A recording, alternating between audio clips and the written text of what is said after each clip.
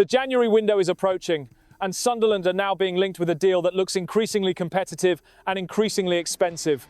Hello, Sunderland supporters.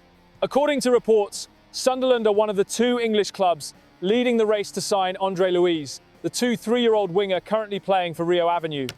Brentford are the other English side most strongly linked, with fresh information from Brazil reinforcing how intense the competition for the player has become as January approaches. What has been reported as fact is clear.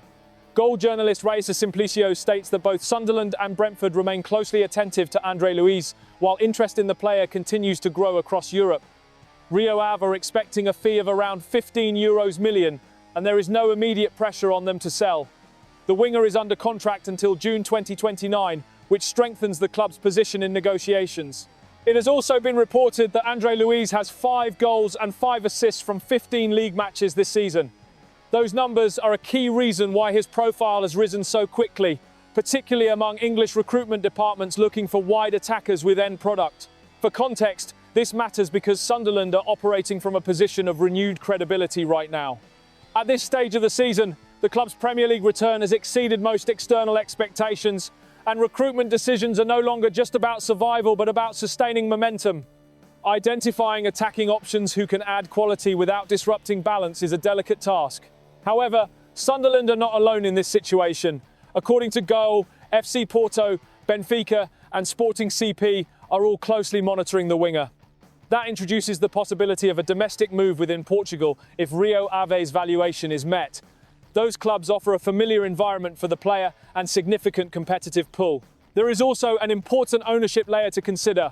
Rio Ave are part of the group controlled by Evangelos Marinakis, who also owns Nottingham Forest and Olympiacos. This structure reportedly provides Rio Ave with additional financial security and leverage, reinforcing their firm stance on the €15 million valuation. From a Sunderland perspective, this creates a clear challenge.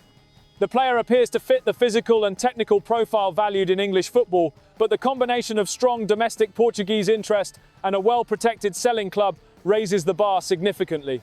In analytical terms, this situation suggests that any Sunderland move would require conviction rather than opportunism.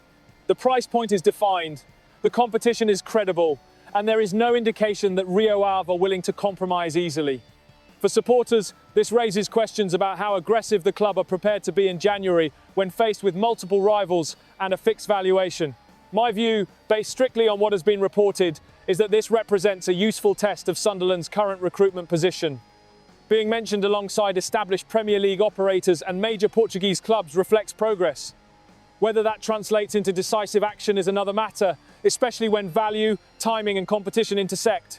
So the question for Sunderland supporters is this: should the club push firmly in January for a player like this at a defined price, or remain disciplined if competition drives the deal beyond comfort?